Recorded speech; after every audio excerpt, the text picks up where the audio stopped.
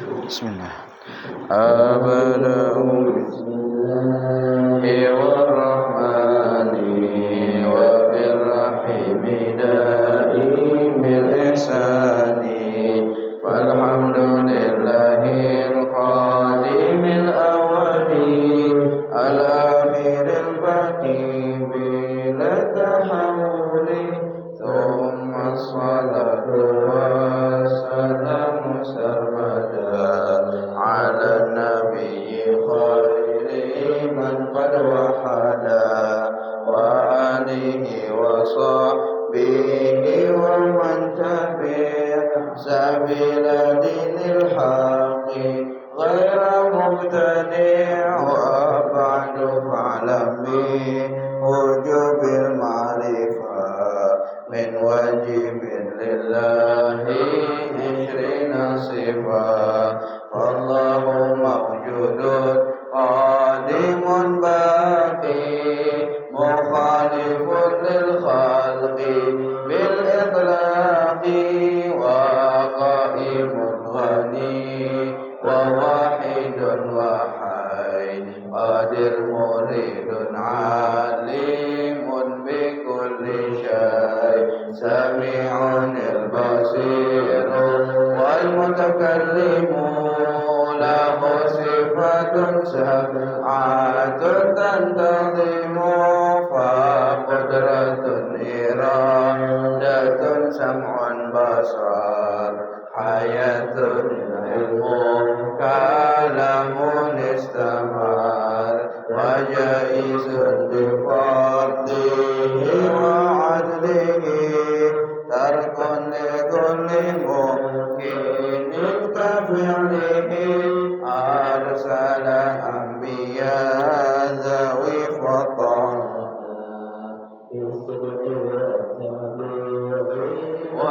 والأمانة إذن في حقهم من أراضي بغير نقص كخافي بالمرض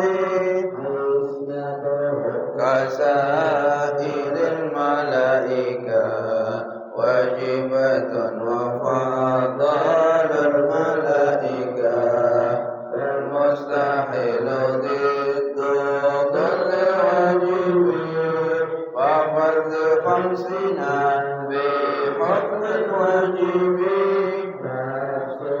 خمسة وعشرين لازم كل مكلف فحقق اغتنم والإبليس نوح هدوما صالح وإبراهيم كل متبع لوط وإسماعيل إسحاق كذا يعقوب يوسف وأيوب اهتدى شعيب هارون وموسى واليسع ذو الكفل داود سليمان التبع إلياس يونس زكريا يحيى عيسى وطه خاتم الدعوانية عليهم الصلاة والسلام وعليهم مدى مات الأيام والملك الذي إلى أب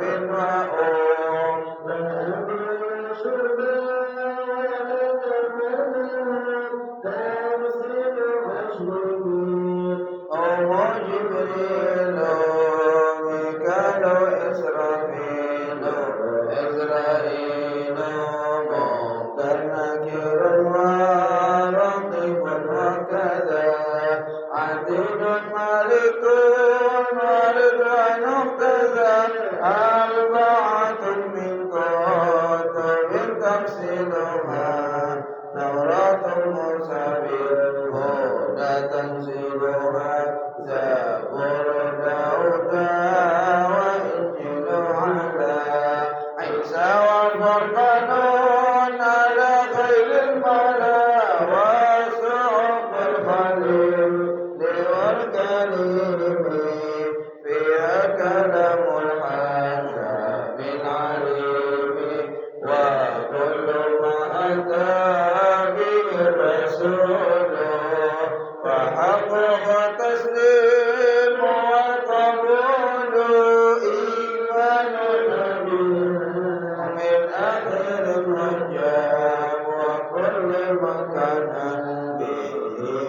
العجب خاتمة بربط الواجب مما على مكلف من واجب دون محمد قد أرسل للعالمين رحمة وفضلا أبو عبد الله عبد المطلب وهاشم العبد وأمه أمينة سمرية أرضعته حليمة السعدية لدروب من كنت الأمينة وفاته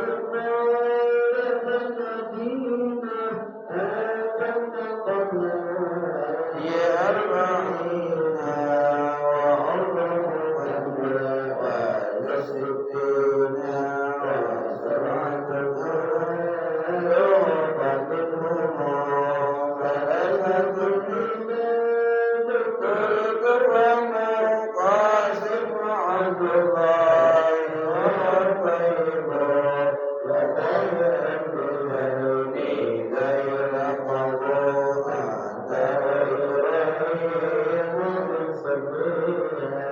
فأم مرية القبلية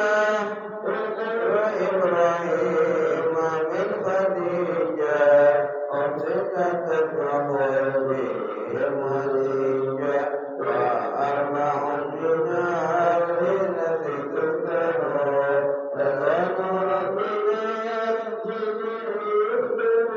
فاطمة الزهراء ظلم علي وابنهما السلطاني والبدري أسلمهم ومدى رقاية وأم كلثوم سكرانية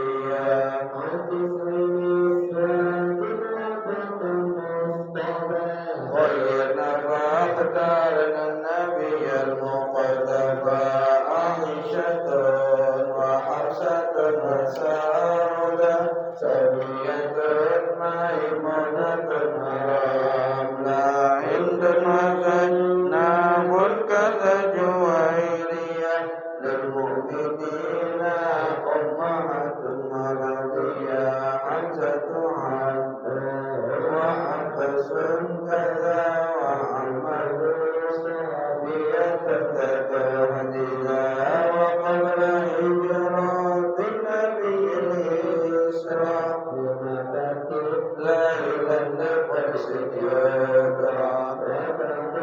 إسرائيل أرد السماء حتى رأى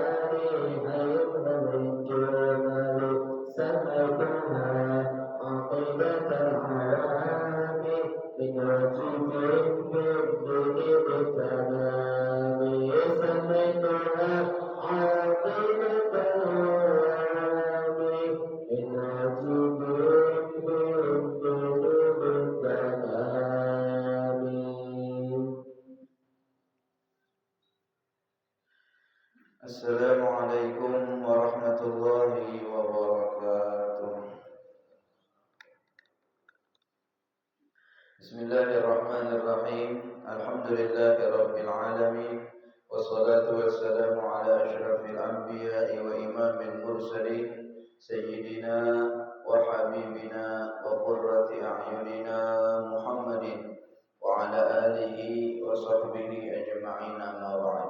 فنوينا التعلم والتعليم والتذكر والتذكير والنفع والانتفاع والإفادة والاستفادة والدعاء إلى الهدى والدلالة على الخير والحث على التمسك بكتاب الله وسنة رسوله صلى الله عليه وسلم ابتغاء قربه وثوابه منه سبحانه وتعالى. قال المؤلف رحمه الله تعالى: ونفعنا بعلومه وبعلوم سائر الصالحين، إلى أن قال: أرسل أنبياء ذوي فطانة بالصدق والتبليغ والأمانة. Hadirin wal hadirat, bapak-bapak, ibu-ibu, saudara-saudari, jemaah salat subuh yang dirahmati oleh Allah Subhanahu wa taala.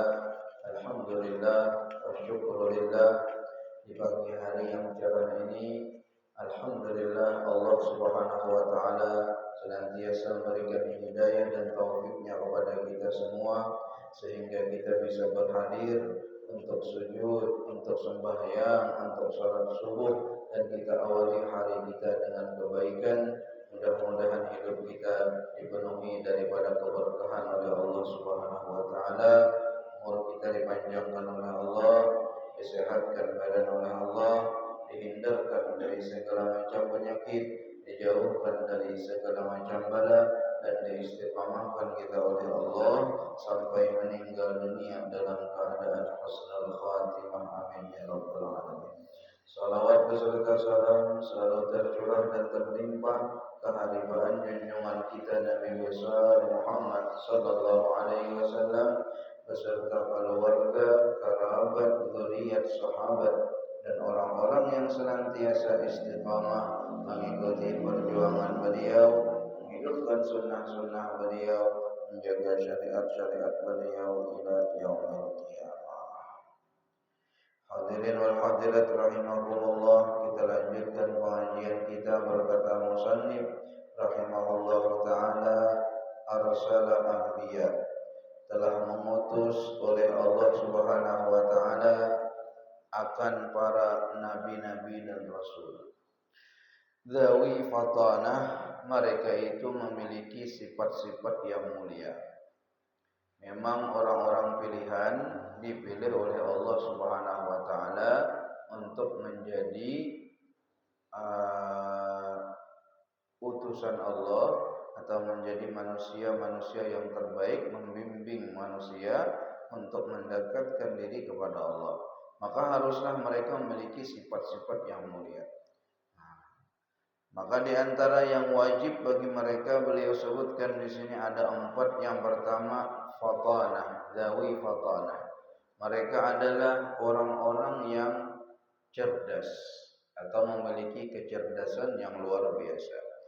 Kemudian yang kedua, bisidqi, mereka itu bersifat jujur, selalu jujur.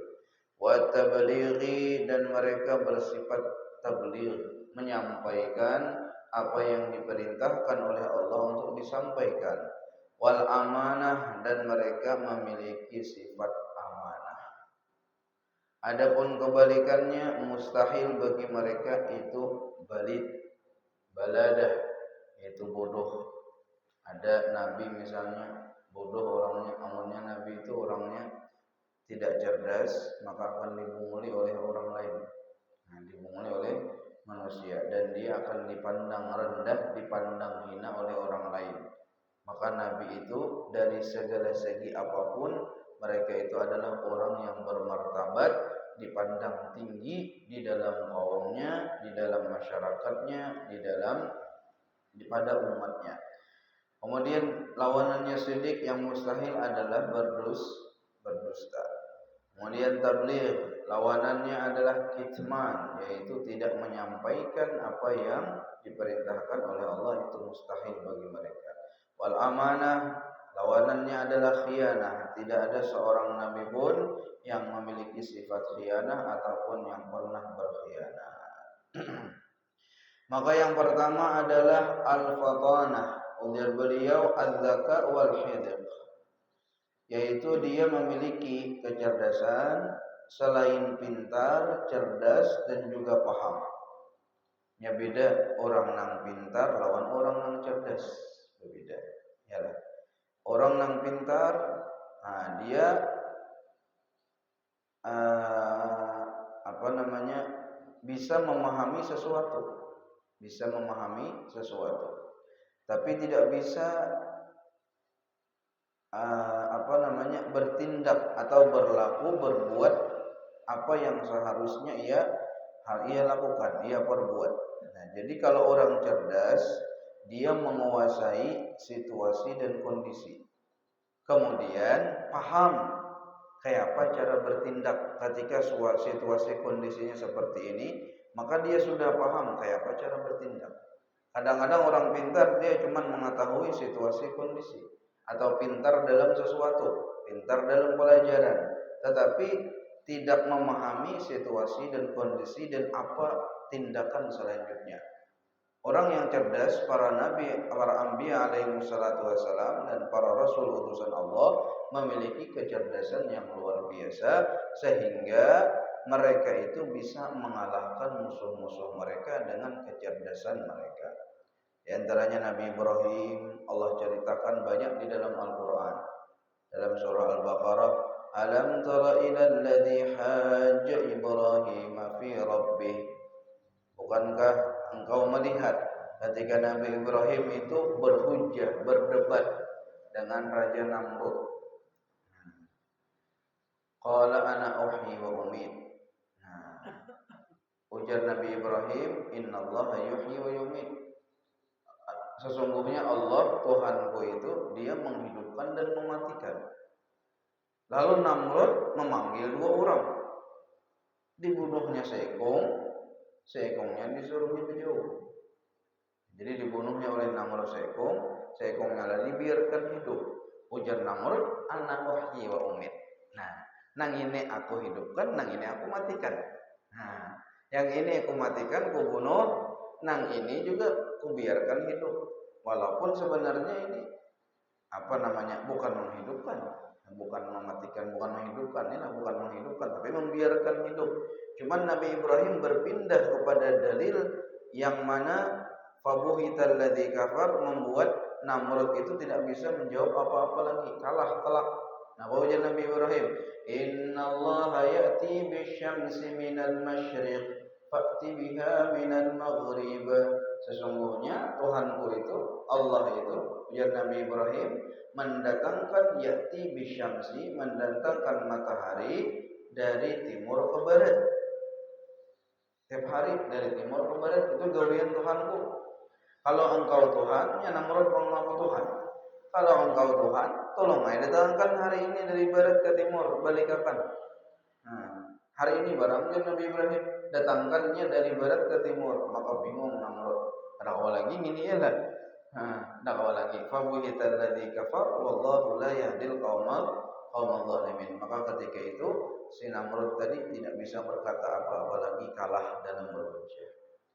Begitu pula ketika Nabi Ibrahim masuk ke dalam gereja, ke dalam tempat persembahan, tempat mereka menyembah, di sana banyak patung-patung. Ada di tengahnya patung yang paling ganar.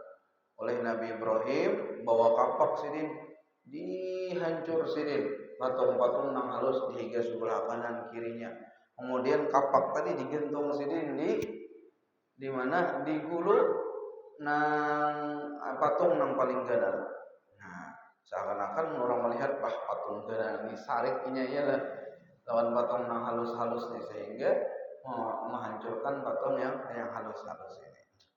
Nah, digantung Nabi Ibrahim situ. Esok harinya jurang kada lain lagi dah. Ini Ibrahim ini yang menghancurkan patungnya. Panggil Nabi Ibrahim, datang sini. Jangan Nabi Ibrahim itu patung nang gana itu sini sarik lang patung nang halus nya kada mau diduakan. Nah, jadi dihancurkannya, dihancurnya, patung-patung halus tadi dibunuhnya.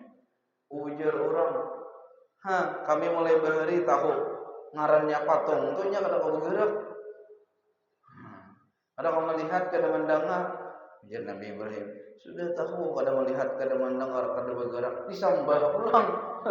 Itu yang kehendak sidin itu situ supaya orang kadang-kadang orang itu pian sudahnya melakukan gawiannya itu terus menerus, kan ingat lagi berpikir ini salahnya tuh di mana, kekurangannya tuh di mana, karena sudah terus berkelanjutan gitu.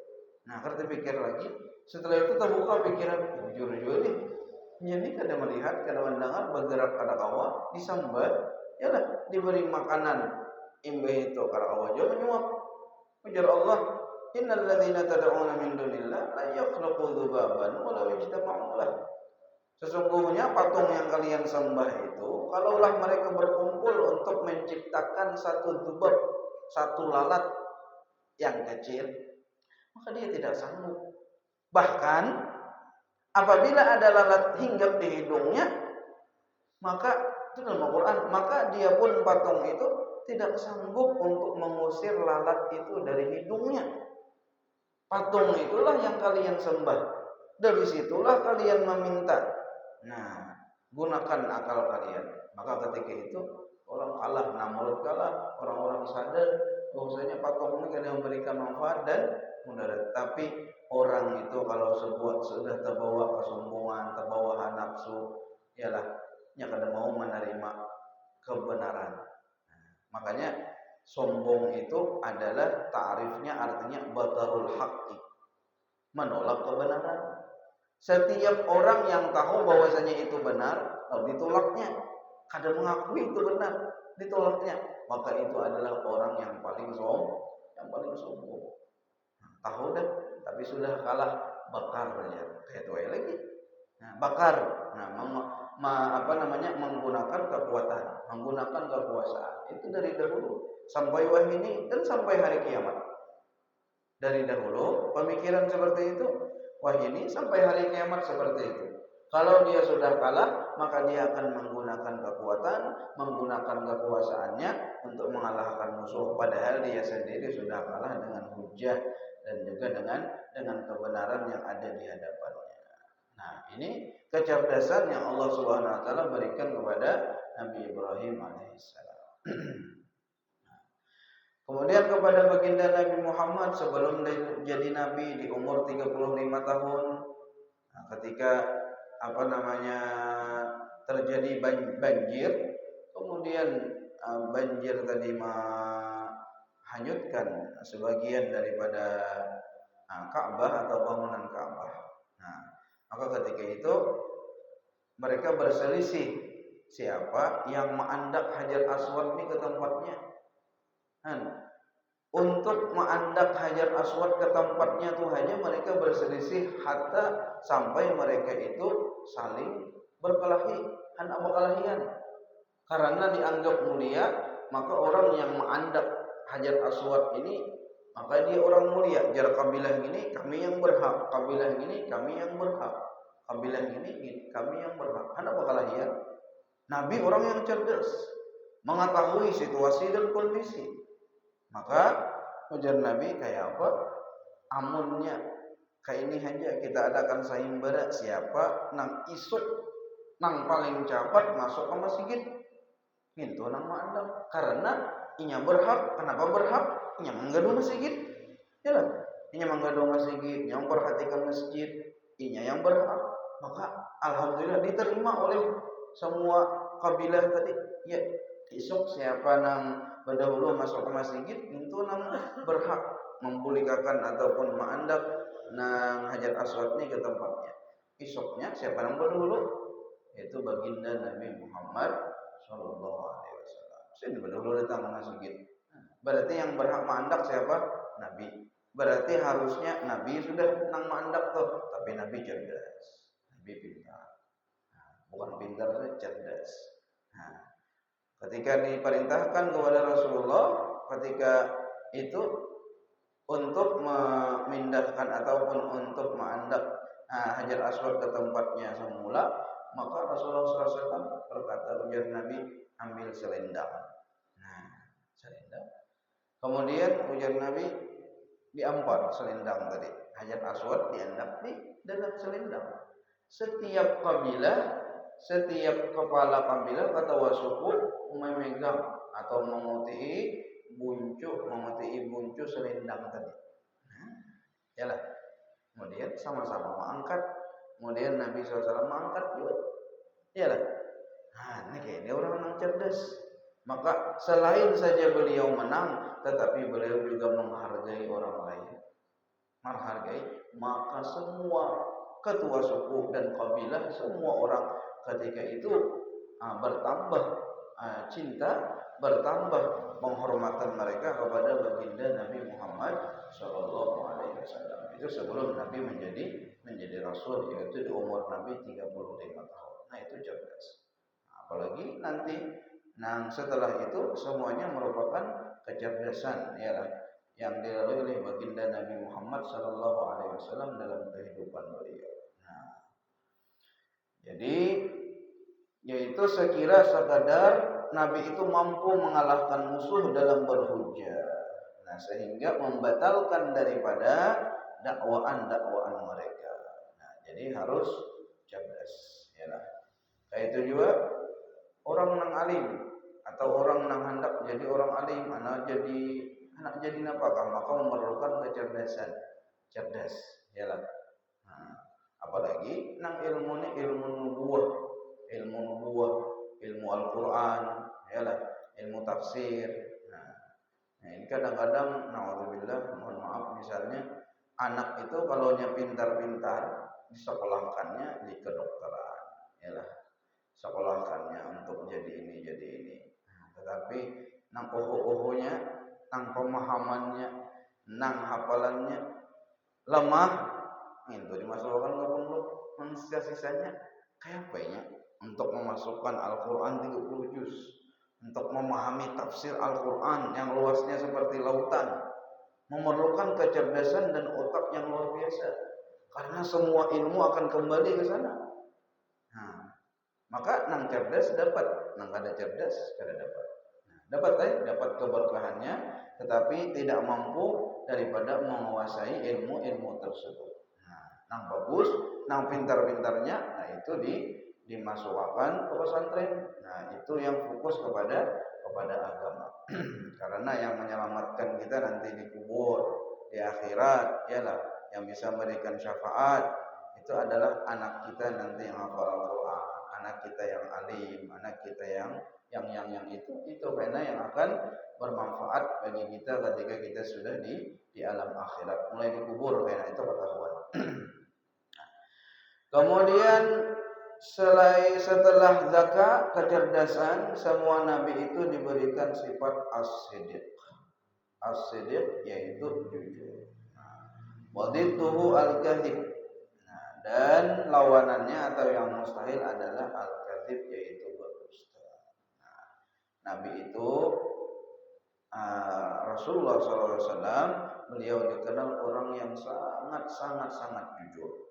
Nah, di umur 25, Sayyidatina Khadijah itu mengutus seseorang, yaitu Maisarah, untuk mengawani Rasulullah dalam berdagang. Melihat kejujuran baginda Nabi Muhammad SAW, sifat-sifat beliau yang mulia, maka Sayyidatina Khadijah yang meminang dan mempersunting menjadikan Rasulullah SAW sebagai suami siddiq. Kenapa? Karena jujur. Kalau orang itu jujur, maka dia akan sukses. Jujur adalah kunci kesuksesan. Tapi kalau orangnya pendustaan, suka berdusta, itu di mana-mana orang akan ketujuh.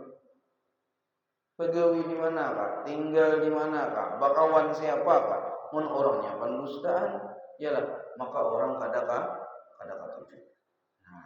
Baik pendustaan dalam pembicaraan atau dalam kelakuan, jurang masuk jam ini, nya masuk setengah jam setelahnya. Jurang keluar jam ini, harusnya jam 10, nya keluar jam setengah 10 keluar, ada orangnya. Nah, artinya kada jujur, sehingga orang itu kada Kayak apa nak mempercayakan sesuatu sedangkan hati ini belum yakin lagi. Nah, kalau orangnya tadi jujur, maka dilihat orang, wah ini bagus orang ini jujur, maka akan dipercayakan orang. Ya jerulan di wadah kita ini ada keluarga kita juga. Sidin Bujang, orangnya itu jujur padahal. Nyatanya dulu penyembah yang, yalah orangnya penyembah yang jujur. Biasanya pesan guru kita bila kita nih tulak kampung orang, madam di orang tua ya lah, pegawai kampung orang. Maka dipesani oleh guru kita dua. Yang pertama jujur, yang kedua sembahyang dijaga. Sembahyang 5 waktu tuh dijaga, apalagi kau berjamaah. Maka nanti akan dapat gawian itu yang berkah. Diberkahi oleh Allah. Nah, karena saking jujurnya keluarga kita tadi, asalnya mulai sini kada mau modal apa-apa, jaga akan toko nara, jujur. Nah, saking jujurnya maka percaya bos tadi, bilanya bos tadi tulak kunci semuanya diunjuk lawan sidin. Nah, bahkan kada mau munjuk lawan anak seorang aja kada percaya kadang-kadang. Lawan anak bos tadi, lawan anak kada hakon mengunjuki kunci ini semuanya. Mengunjuk kunci lawan siapa? Lawan nang tadi itu karena jujur. Kemudian dinikahkan sidin lawan anak sidin bibinian. Wah ini haji umroh ada boleh ke sini bermobil orang, berumah ada di Palangka sana. Nah, karena apa tadi modalnya jujur. Nah, amunnya berdusta, yalah begawi di sini ampihi orang karena kada jujur. Pindah pulang ke lain ampihi orang pulang karena kada jujur 14 kali setahun, yalah karena kada jujur diampihi orang. Nah, kenapa? Karena kada jujur. Nah, maka jujur adalah kunci daripada kesuksesan. Bahkan Nabi pernah bersabda, taharrau sidqa. Ujar Nabi, selalulah jujur atau utamakan kejujuran. Wa in ra'aitumul halakah bihi. Walaupun seandainya engkau melihat apabila jujur engkau akan celaka. Amunnya jujur diampihi orang, misalnya jadi di gawian kita. Amunnya jujur akan terjadi ini, kita diapai orang kah? Pokoknya di dalamnya ada kecelakaan biar Nabi. Tetapi apabila orang tuh mau jujur, maka setelah kecelakaan itu Allah akan gantikan sesuatu yang lebih baik. Fa inna fihin najah, kelihatannya celaka, di dalamnya ada keberuntungan ujar Nabi. Nah, asalkan ikhlasnya. Tak misalnya ini jujur, diambihi karena jujur diambihi, maka inya ikhlas, nanti Allah akan gantikan pekerjaan ataupun apapun yang lebih baik, yang lebih bagus, yang lebih mulia, lebih afdal, lebih halal daripada apa yang ia tinggalkan tersebut. Nah, sebenarnya ada pendapat ulama kalau misalnya dalam pekerjaan dalam apakah amun kita jujur maka akan timbul kecelakaan kepada kita atau diri kita, anak kita, apakah maka boleh ketika itu berdusta? Boleh berdusta untuk menyelamatkan diri misalnya. Tetapi dalam hadis tadi segi afdaliyah, kalau waktu itu engkau bisa jujur juga walaupun engkau menerima resikonya, maka lihatlah setelahnya Allah akan berikan kepadamu keberuntungan. Nah, kemudian ujar beliau setelah as-siddiq yaitu at-tabligh.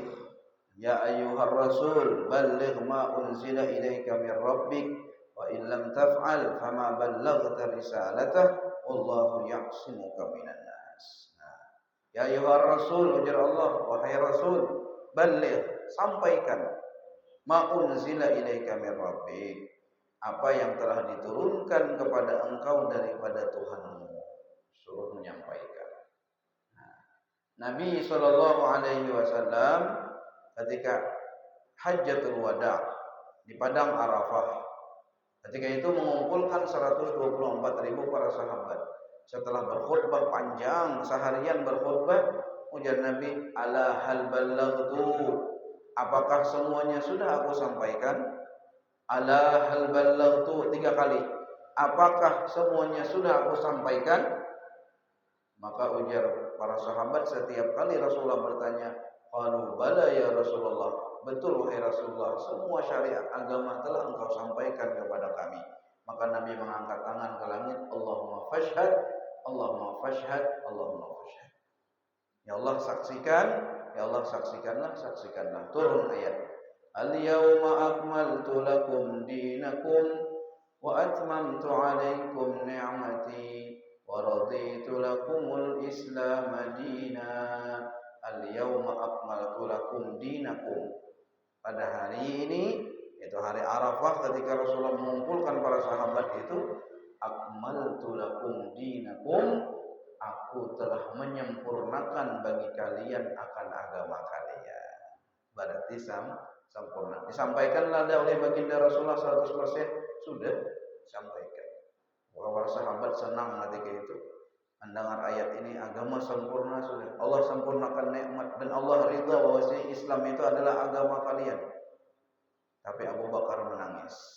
Ketika ditanya, wahai Abu Bakar, kenapa engkau menangis? Ya Abu Bakar, bukankah seorang pekerja itu apabila sudah menyelesaikan pekerjaannya, maka dia akan kembali ke kampungnya. Siapapun utusannya bukan asal orang situ, dia diutus ke sana hanya untuk melakukan sebuah pekerjaan. Bila pekerjaannya selesai, maka dia akan kembali ke kampungnya, kembali ke tempatnya. Biar paham lagi para sahabat. Maka itu mengisyaratkan bahwasanya Rasulullah Shallallahu Alaihi Wasallam akan meninggalkan kita karena habis dah syariatnya, ya sempurna.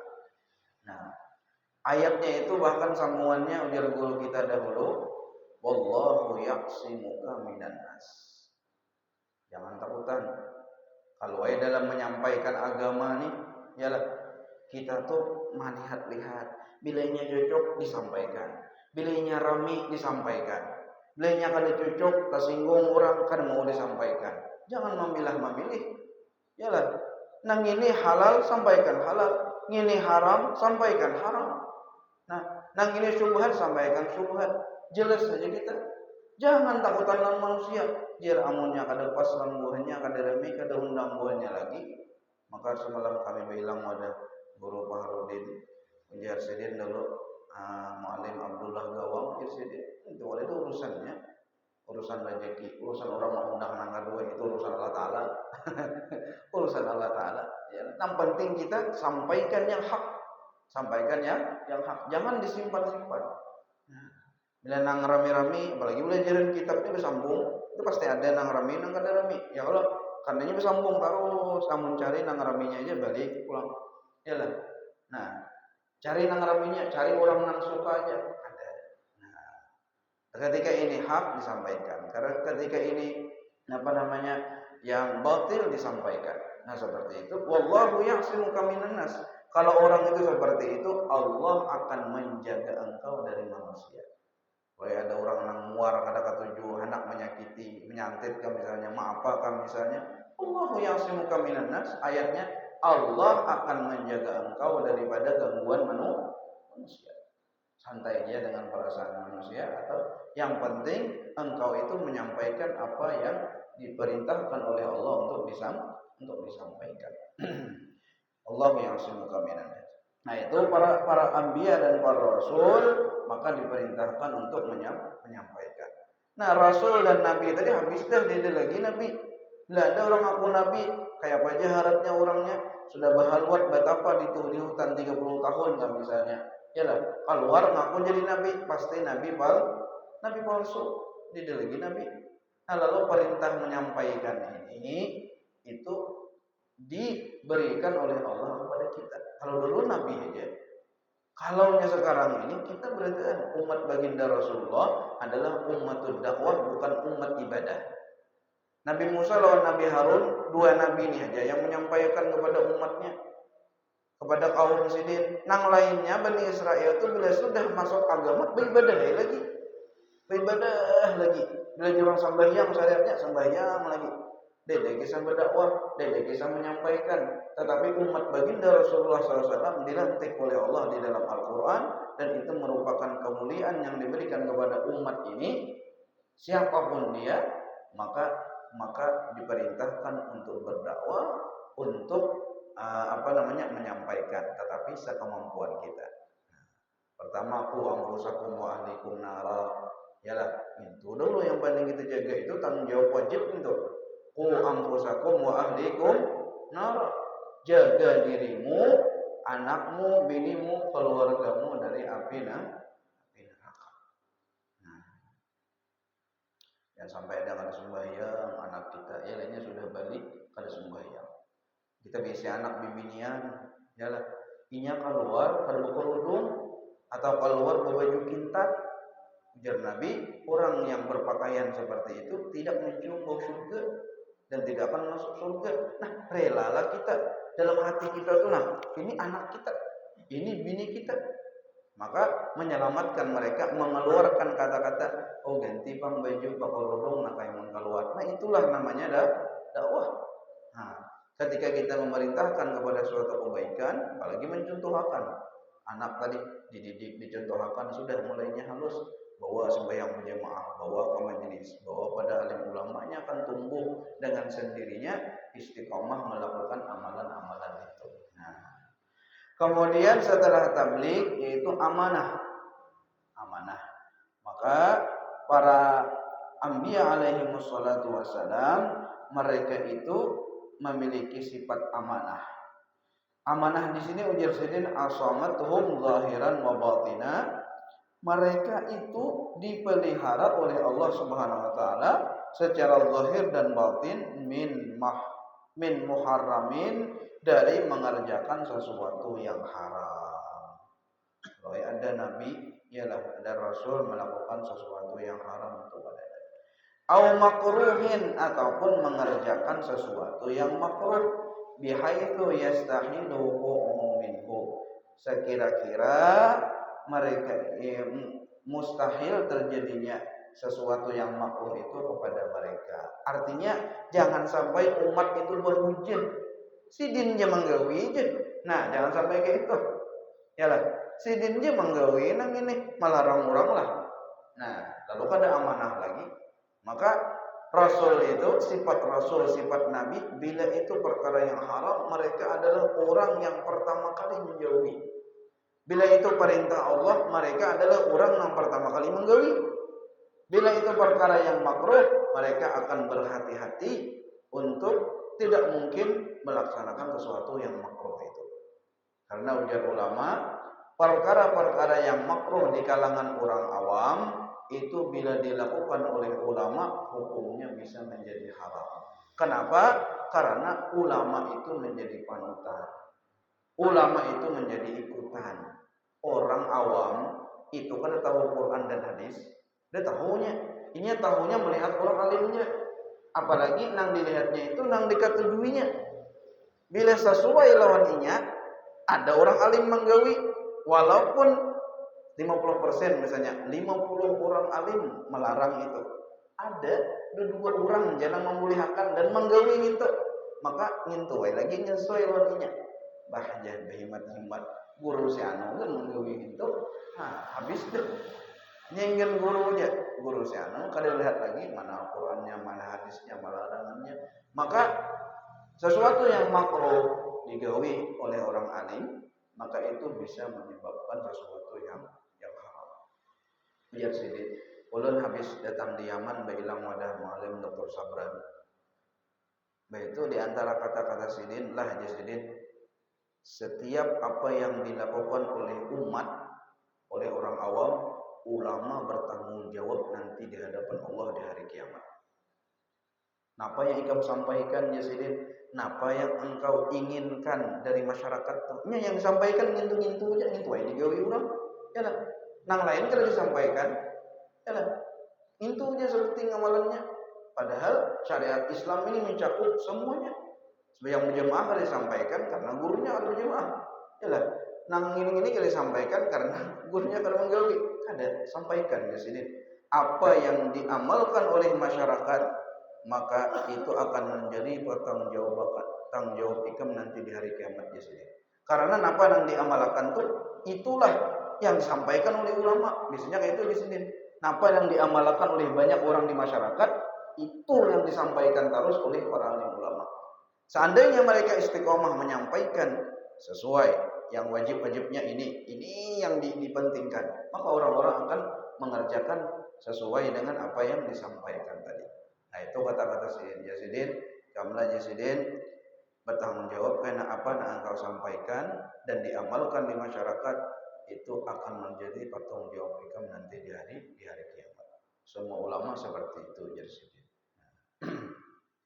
Ya kadang-kadang kita kan sesuatu yang hukumnya kadang-kadang ya sunnah aja, bahkan ya mendekati dengan mubah boleh, tapi dieluk-elukan, fadilahnya dibuat-buat, ya lah. Seakan-akan ini dah agama, padahal nang rukun Islam jarang disampaikan, nang kisah sembahyang jarang disampaikan kadang-kadang nang kisah. Tapi bila kisah nang apa ngarannya sesuatu yang apabila kita buat alhamdulillah, kalau kadang kita kerjakan bisa aja kada apa-apa aja juga, itu yang malah dieluk-elukan, itu yang malah digembur-gemburkan, sehingga itu yang tertanam di masyarakat. Ya, setiap Yazidin tadi, Ujur Mu'alim tadi, maka setiap ulama bertanggung jawab nanti di hadapan Allah apa yang mereka sampaikan. Nah, berarti memiliki sifat amanah. Nah, itulah para anbiya alaihi wassalam sifat mereka, yaitu 4 sifat wajib bagi mereka memiliki sifat itu supaya diikuti oleh masyarakat, oleh umatnya. Nah, kemudian nanti kita akan sambung dengan sifat jaiz bagi Rasul, yang mana sifat jaiz itu tidak mengurangi daripada kehormatan daripada para rasul itu sendiri. Mudah-mudahan Allah Subhanahu wa taala berikan sifat-sifat yang diridhai oleh Allah kepada kita, sifat fatanah kepada anak kita, keluarga kita, sifat sidik, sifat amanah, sifat tabligh, sifat-sifat yang diridhai oleh Allah Subhanahu wa taala sehingga Allah ridha kepada kita. Amin ya rabbal alamin. Al-Fatihah.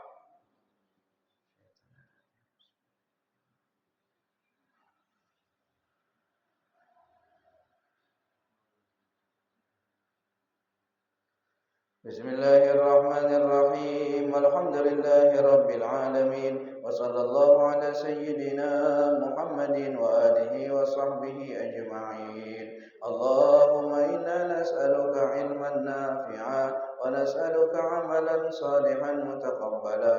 Nas'aluka lisanan dzakira wa qalban syakura. Nas'aluka al-'afwa wal 'afiyah wal mu'afata ad-daima fid din wad dunya wal akhirah. Ya Rabbi bil Mustafa balligh maqasidana waghfir lana ma madha ya wasi'al karami. Ya Rabbi bil Mustafa balligh maqasidana waghfir lana ma madha ya wasi'al karami. Ya Rabbi bil Mustafa balligh maqasidana waghfir lana ma madha ya wasi'al karami. Subhana rabbika rabbil izzati amma yasifun wa salamun alal mursalin walhamdulillahi rabbil alamin.